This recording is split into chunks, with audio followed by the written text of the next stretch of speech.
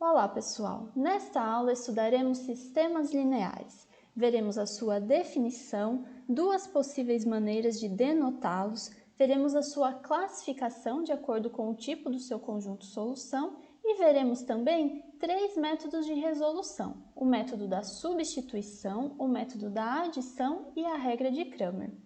Vamos lá? Um sistema linear com m equações e n incógnitas ou variáveis é um conjunto de equações lineares desta forma aqui, onde a i, j e bi são números reais. Os elementos x, j que aparecem aqui nas equações são chamados de incógnitas do sistema. Então, note, se o meu sistema tem n incógnitas, então nós teremos x1, x2 até xn. Os elementos a e j, que multiplicam então as minhas incógnitas, são chamados de coeficientes. Então, o índice i desses elementos variam de 1 a m, que é o número de equações do sistema, e o índice j varia de 1 a n, que é o número de incógnitas do meu sistema. Além disso, os elementos bi, com i variando de 1 a m, são chamados de termos independentes, porque são números reais fixados que não multiplicam nenhuma das incógnitas. Bom, vejamos então o que é uma solução de um sistema linear. Então, uma n-upla, ou seja, uma sequência de n números reais, é chamada de solução do sistema se esta n-upla, x1, x2, xn, satisfaz todas as equações do sistema. Ou seja, substituindo os valores de x1, x2, xn nas respectivas incógnitas, de maneira ordenada, ou seja, nós vamos substituir x1 na primeira incógnita do sistema, x2 na segunda incógnita do sistema e assim sucessivamente, então nós obteremos que ao fazer essa substituição, as equações são satisfeitas, ou seja, são verdadeiras. Vejamos aqui um exemplo, então. Verifique se 1, 2 pertencente a R2 é a solução deste sistema linear. Bom, vejamos o que devemos fazer então. Então, se xy é igual a 1, 2, nós devemos substituir o valor 1 na primeira incógnita do sistema e o valor 2 na segunda incógnita do sistema. Vamos fazer isso, então. Olhando para a primeira equação, nós temos 2x menos y. Então, substituindo x por 1 e y por 2, nós temos 2 vezes 1 menos 2, que é 2 menos 2, que é igual a 0. Então, veja, ao substituirmos os valores 1 e 2 nas variáveis, ou incógnitas x e y, nós obtemos o valor 0, que é exatamente o valor indicado aqui na primeira equação. Isto significa que o par ordenado 1, 2 satisfaz a primeira equação do sistema. Então, é um bom candidato à solução desse sistema. Bom, para ser solução, esse par ordenado também tem que satisfazer a segunda equação. Então, vamos verificar. Então, nós vamos pegar aqui a expressão da segunda equação, x mais 3y, e vamos substituir x por 1 e y por 2. Então, eu tenho 1 mais 3 vezes 2, que é 7. Note, 7 é diferente de 5, que é o termo independente aqui da segunda equação. Isso significa o quê? Que o par ordenado 1, 2 não satisfaz a segunda equação do sistema. Bom, para um par ordenado ser solução desse sistema, ele deve satisfazer ambas as equações. Então, como ele não satisfaz a segunda equação, então 1, 2 não é solução desse sistema. Vejamos agora a definição de sistemas homogêneos. Então, nós dizemos que um sistema linear é homogêneo quando todos os seus termos independentes forem iguais a zero. Por exemplo, esse sistema aqui é um sistema de equações lineares homogêneo. Todos os seus termos independentes são iguais a zero. Bom, uma observação muito importante a respeito dos sistemas homogêneos é que eles sempre admitem ao menos uma solução. Então, Se eu tenho um sistema homogêneo com n incógnitas, então pelo menos a n-upla nula, ou seja, a sequência de 0, 0, 0, n vezes, dado onde n é o número de incógnitas, será solução desse sistema. Veja, substituindo todas as variáveis por zero, obviamente, independente da expressão que nós tivermos do lado esquerdo, nós obteremos o valor zero, certo? Então, a n-upla nula sempre satisfaz todas as equações de um sistema homogêneo. Então, portanto, todo sistema homogêneo admite pelo menos uma solução. Bom, falando em admitir soluções, nós temos que todos os sistemas lineares podem ser classificados de acordo com o seu conjunto solução, da seguinte maneira. Então, nós dizemos que um sistema é possível e determinado, e nós usaremos esta abreviação, então SPD, sistema possível determinado, quando o sistema admite uma única solução, ou seja, quando o sistema admite solução e apenas uma. Então, neste caso, nós chamaremos o sistema de possível e determinado. Um sistema é possível e indeterminado, indicado por SPI, sistema possível indeterminado, quando ele admite infinitas soluções. Nós veremos exemplos adiante. E nós chamamos o sistema de impossível, sistema impossível, SI, quando o sistema não admite nenhuma solução. Então, veja, temos três situações possíveis, Solução única, infinitas soluções e nenhuma solução, ou seja, o conjunto solução aqui desse sistema impossível será vazio, ok? Com a observação que nós acabamos de fazer sobre os sistemas homogêneos, então nós concluímos que um sistema homogêneo nunca será impossível. Ele pode ser possível e determinado, se a única solução admitida por ele for a solução nula, ou ele pode ser um sistema possível e indeterminado, se ele admitir infinitas soluções. Dentre essas infinitas soluções, nós teremos sim a solução nula, ok? Bom, como fazemos então para resolver um sistema linear, Primeiramente, o que significa resolver um sistema linear? Bom, resolver um sistema linear com n incógnitas significa encontrar o seu conjunto solução, ou seja, o conjunto de todas as n uplas que satisfazem todas as equações do sistema. Nós veremos aqui alguns métodos para a resolução de sistemas lineares. O primeiro deles é o método da substituição. Então, o método da substituição consiste em isolar uma incógnita em cada uma das equações e substituir a expressão encontrada nas demais equações. Vamos ver alguns exemplos. Então, considere o seguinte sistema linear. Notem, pessoal, este sistema linear tem 3 equações e 3 incógnitas. Quais são as suas incógnitas? X, Y e Z. Vamos identificar os termos independentes? Bom, os termos independentes são os números reais que não estão multiplicados por nenhuma das incógnitas. Então, aqui nós temos 1, 3 e 5. Além disso, nós temos que na primeira equação, o coeficiente de x é 1, o coeficiente de y é menos 1 e o coeficiente de z é 1. Na segunda equação, o coeficiente de x é 2, o coeficiente de y é 1, o coeficiente de z é 1 também. E na terceira equação, x, y e z, todas essas variáveis têm coeficiente 1, ok?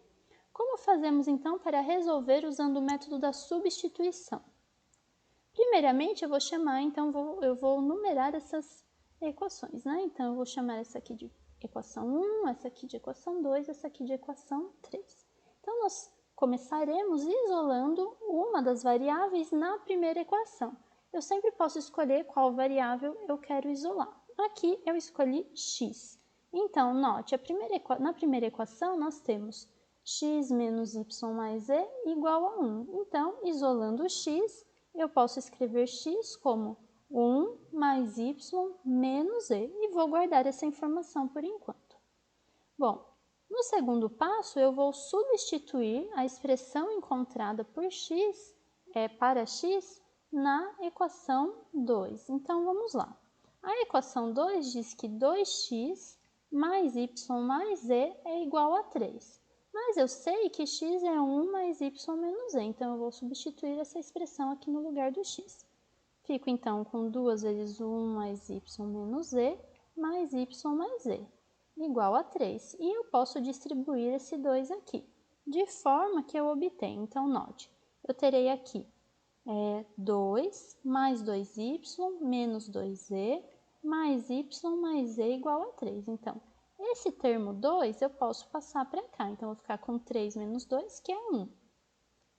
2y mais y será 3y e menos 2z com z será menos z. Então, dessa forma, né, resolvendo aqui essa equação, eu tenho que 3y menos z é igual a 1, ok?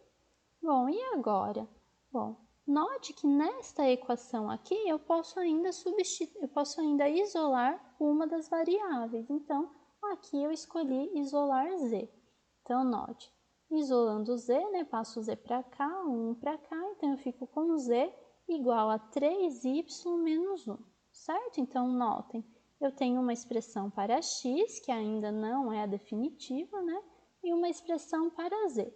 O que faremos então? Bom, podemos substituir ambas as expressões na terceira equação, que ainda não foi usada. Então, substituindo aqui a expressão obtida por 1 e por 2 na terceira equação, nós teremos, então, a terceira equação diz que x mais y mais z é igual a 5.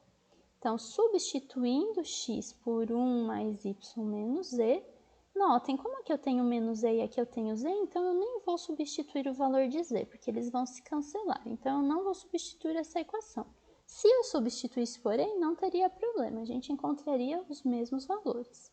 Então, eu tenho o quê? Eu tenho 1, y mais y é 2y e menos z se cancela com mais z. Então, eu tenho 2y igual a 4, 2y mais 1 igual a 5, né? Passando esse 1 para cá, eu tenho 2y igual a 4 e passando 2 dividindo, então eu tenho y igual a 2. Então, agora eu encontrei um valor fixo para o y. Note, usei as três equações. O que eu vou fazer agora? Agora eu vou substituir o valor encontrado de y nas expressões anteriores. Então, veja, como y é igual a 2, então z será 3 vezes 2 menos 1, 6 menos 1, que é igual a 5. Então, nós temos z igual a 5. Substituindo y igual a 2 e z igual a 5 aqui na expressão de x, nós temos o quê? X é igual a 1 mais 2 menos 5. Então, 1 mais 2 é 3, menos 5, menos 2. Então, x é igual a menos 2. Ou seja, ao resolver esse sistema, eu obtive uma única solução. X igual a menos 2, y igual a 2 e z igual a 5, certo? Como x é a primeira variável, y é a segunda e z é a terceira, então eu devo representar os seus valores, né, respeitando essa ordem. Ou seja, então, o meu conjunto solução é dado por uma única tripla aqui ordenada, dada por menos 2, 2 e 5. Isso significa que esse sistema aqui é um sistema possível e determinado. Vamos resolver mais esse sistema usando o método da substituição. Então, vamos começar isolando uma variável em uma das duas equações. Eu vou começar aqui com a segunda equação. Então, vamos isolar a variável x na segunda equação. Então, a segunda equação diz que x mais 3y mais 4z é igual a 0. Bom, então, nós podemos escrever x como menos 3y menos 4z. Vamos agora substituir a expressão encontrada para x na primeira equação. Então, substituindo 2 em 1, nós temos, bom, a primeira equação diz que 2x menos y mais z é igual a 0, então nós temos que 2 vezes menos 3y menos 4z menos y mais z é igual a 0. Então, nós temos menos 6y menos y, que dá menos 7y, menos 8z mais z, que dá menos 7z. Então, nós temos menos 7y menos 7z igual a 0. Então, agora nós podemos isolar y ou z, tanto faz, escolhi isolar aqui o y. Então, nós temos o quê? Que y é igual a menos z, né? Passo esse menos 7z para cá, fica 7z, dividido por menos 7 dá menos z. Então, y é igual a menos z. E agora? Bom, agora eu substituo, né? Volto a substituir essa expressão na equação anterior. Notem, né, que esse sistema tem apenas duas equações. Então, substituindo a expressão encontrada para y em 2, nós temos que x, que é menos 3y menos 4z, fica igual a menos 3 vezes menos z, que é o valor de y que eu encontrei, menos 4z. Então, nós temos que x é igual a menos z, né? Eu tenho mais 3z menos 4z, menos z. Então, notem, né, que essa é a forma mais simplificada possível que eu consigo de uma solução. Então, o que nós conseguimos fazer aqui? Nós conseguimos escrever as variáveis x e y em termos da terceira variável z. Então, nós temos que x é igual a y, que é igual a menos z. E z pode assumir qualquer valor real.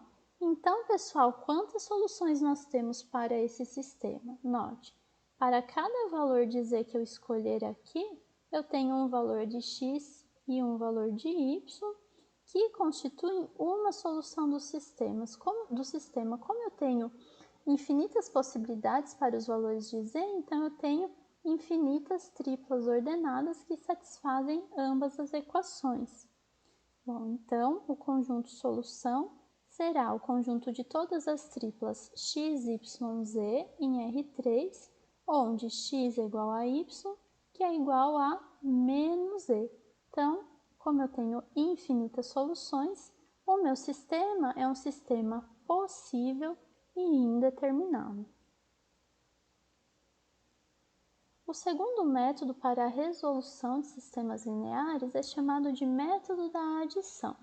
E ele consiste em multiplicar uma ou mais equações do sistema por constantes reais e, em seguida, somar essas equações de modo a conseguir isolar, né, uma das variáveis do sistema. Vejamos. Vamos resolver esse sistema. X menos y igual a 10, 2x mais 3y igual a 5, pelo método da adição. Então, se nós multiplicarmos a primeira equação por menos 2, nós obtemos o seguinte: menos 2x mais 2y é igual a menos 20. Então, toda a primeira equação foi multiplicada por menos 2. A segunda equação continuou igual. O que eu vou fazer agora? Bom, agora eu vou somar as duas equações. Então, ao fazer isso, notem que o termo menos 2x se cancela com o termo 2x. Menos 2x mais 2x é 0. Agora, somando os termos em y, eu tenho 2y mais 3y, que é 5y, e somando os termos independentes, eu tenho menos 20 mais 5, que é menos 15. Então, 5y é igual a menos 15, então aqui eu consigo isolar o y é igual a menos 3. Se eu conheço o valor de y, eu posso voltar e substituí-lo em qualquer uma das duas equações iniciais e encontrar o valor de x. Então, substituindo-se o valor encontrado em uma das equações, nós temos o quê? Então, substituir aqui na primeira. X menos y é 10. Então, x menos menos 3 é 10, ou seja, x mais 3 é 10, logo x é igual a 7. Então, o meu sistema admite uma única solução dada pelo par ordenado 7 menos 3, ou seja, esse sistema é um sistema possível e determinado que nós resolvemos usando o método da adição. Bom, todo sistema linear pode ser denotado usando-se a representação matricial. Como isso é feito? Bom, se nós tivermos um sistema linear com m equações e n incógnitas, então nós construiremos uma matriz A partir dos coeficientes desse sistema. Então, notem, os coeficientes que aparecem na primeira equação do sistema serão distribuídos aqui na primeira linha dessa matriz A. Analogamente, os coeficientes que aparecem na segunda equação do sistema devem ser distribuídos na ordem em que eles aparecem na segunda linha dessa matriz, e assim sucessivamente. Então, os coeficientes da última equação do sistema devem ser distribuídos na última linha da minha matriz, de forma que a primeira coluna corresponderá aos coeficientes que multiplicam a incógnita x1 em cada uma das equações, e assim sucessivamente. A segunda coluna será dada pelos coeficientes que multiplicam a incógnita x2 em cada uma das equações, até a última coluna, que é dada pelos coeficientes que multiplicam a incógnita xn em cada uma das equações. Então, esta é a matriz A, também chamada de matriz de coeficientes. Então, notem, se meu sistema tem m equações e n incógnitas, então a matriz de coeficientes terá também tamanho m por n, ou seja, m linhas e n colunas. Além disso, nós teremos a matriz X, chamada de matriz de incógnitas, que é dada pela matriz coluna formada pelas incógnitas do sistema na ordem em que elas aparecem, então x1, x2 até xn. E, por fim, nós temos a matriz B, chamada de matriz de termos independentes, que é dada pelos termos independentes do meu sistema linear na ordem em que eles aparecem. Então, o primeiro termo independente será o termo independente da primeira equação. Em seguida, o segundo elemento dessa matriz coluna será o termo independente da segunda equação e assim sucessivamente até o termo independente da última equação, ok? Notem, pessoal, se nós multiplicarmos, usarmos a definição de produto de matrizes, essa matriz aqui é uma matriz com m linhas e n colunas. Então, eu posso sim multiplicá-la por essa matriz coluna que tem n linhas e uma coluna. Então, eu tenho que o número de colunas da matriz A é igual ao número de linhas dessa matriz. Então, é possível multiplicá-las. Além disso, nós sabemos que o resultado será uma matriz com m linhas e uma coluna. Bom, m linhas e uma coluna é a dimensão dessa matriz aqui. Notem, fazendo a multiplicação, nós obtemos exatamente cada uma dessas equações. Então, nós temos A1 que multiplica x1, A12 que multiplica x2, mais A13 que multiplica x3, até A1n que multiplica xn. Então, isso será igual a B1, o que nos dá a primeira equação. Fazendo, então, aqui o produto dessas matrizes, Então, a partir dessa equação aqui, nós chegamos também de volta ao sistema, ok? Essa representação matricial de um sistema, ela é importante para aplicarmos o terceiro método de resolução de sistemas que veremos aqui, chamado de regra de Cramer. Então, a regra de Cramer diz o seguinte: se eu tenho um sistema linear cujo número de equações é igual ao número de incógnitas, então ambos aqui denotados por n, e esse sistema tem representação matricial da forma AX igual a B, notem, A é a matriz de coeficientes que nós acabamos de ver. Se o número de equações e incógnitas desse sistema é o mesmo, então A será uma matriz quadrada de ordem n, ok? Então, voltando para a regra de Cramer, ela diz que, dado um sistema com o mesmo número de equações e incógnitas, representação matricial AX igual a B, então esse sistema é possível e determinado, ou seja, admite solução única, se e somente se o determinante da matriz de coeficientes do meu sistema linear for diferente de zero. Então, notem, se esse determinante for diferente de zero, com certeza eu posso afirmar que o meu sistema linear admite uma única solução. Porém, se esse determinante for igual a zero, não sabemos se o sistema será possível indeterminado ou impossível, ok? Bom, no caso em que nós temos determinante diferente de zero, nós teremos solução única e a regra de Cramer também nos diz como encontrá-la. Então, faremos o seguinte, então, o valor da primeira incógnita, né, será dado por x1 igual ao determinante de A1 sobre o determinante de A. Bom, o determinante de A é esse mesmo determinante aqui que a gente sabe que é diferente de zero, que é o determinante da matriz de coeficientes. Mas quem é A1? Bom, A1 é a matriz que nós obtemos substituindo-se a primeira coluna da matriz A pela matriz de termos independentes B, ok? Então, A1, no caso do A1, eu substituo a primeira coluna de A pela matriz B. No caso de A2, eu substituo a segunda coluna de A pela matriz B e assim sucessivamente. Então, AN é a matriz que eu obtenho substituindo-se a enésima coluna da matriz A pela matriz B.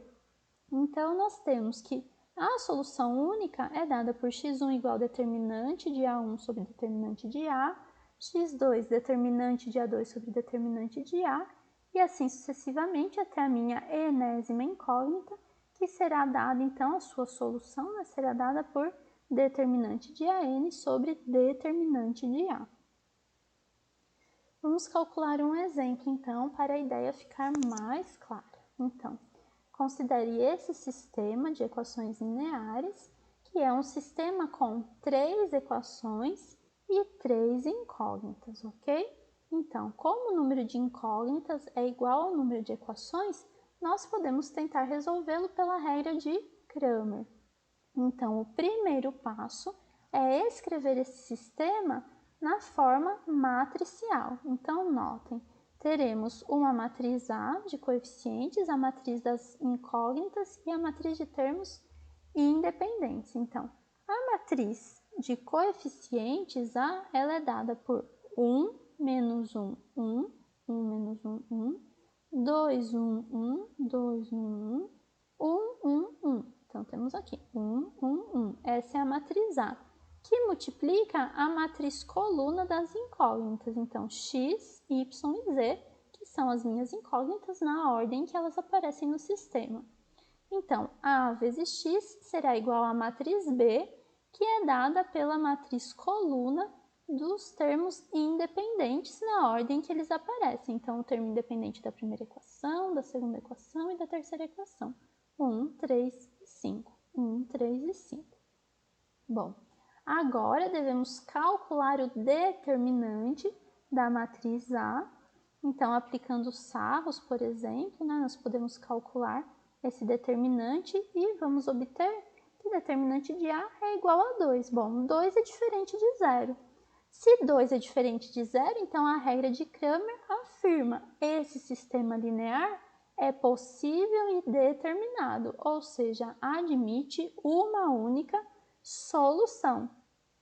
Além disso, nós sabemos calcular que solução é essa. Então, vamos aplicar a regra de Cramer para calcular essa solução. Então, notem, a primeira incógnita do meu sistema é x. Então, x eu vou chamar aqui de x1.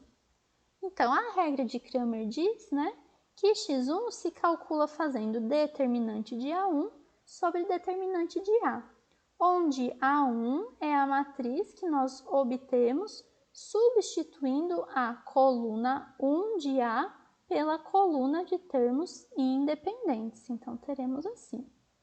Então, notem, substituindo essa primeira coluna por 1, 3, 5, então nós temos 1, 3, 5, a segunda e a terceira coluna continuam iguais, então eu devo calcular esse determinante e dividir pelo determinante de A. Bom, o determinante de A nós já calculamos, né, é igual a 2, pelo menos eu já disse, né, qual é o resultado, e calculando esse determinante, por exemplo, pela regra de sarros, Então, nós temos que esse determinante é menos 4. Então, menos 4 dividido por 2 é menos 2. Então, eu já encontrei aqui o primeiro valor que aparecerá no meu conjunto, na minha tripla ordenada, né, do meu conjunto solução. Bom, vamos calcular agora o valor da segunda incógnita. Então, y é a segunda incógnita, então vou chamá-lo aqui de x2, né, conforme aparece lá na regra de Cramer, ok? Então, segundo a regra de Cramer, x2 é igual ao determinante de A2 sobre o determinante de A.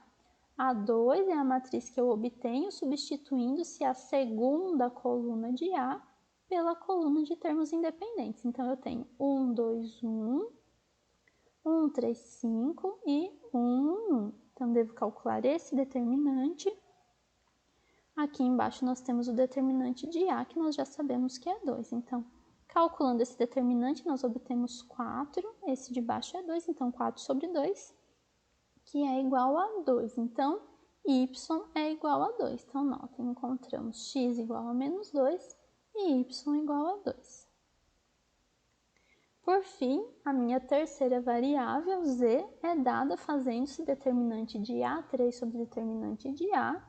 Então, determinante de A3 é o determinante da matriz que eu obtenho substituindo a terceira coluna da matriz A pela matriz de termos independentes. Calculando, né, esse determinante do numerador, eu obtenho 10. E nós sabemos que o determinante de A é 2. 10 sobre 2 é 5, então z vale 5. Dessa forma, o meu conjunto solução é dado pela tripla ordenada menos 2, 2, 5, ok? Eu tenho solução única, o meu sistema é possível e determinado. Nas próximas aulas, nós veremos alguns outros métodos para encontrar as soluções de sistemas lineares, ok? Todos esses métodos, né, sempre que eles podem ser aplicados, eles chegarão, é lógico, ao mesmo resultado. Então, cabe a nós saber em que situações é mais adequado aplicar um ou outro. Até a próxima, então.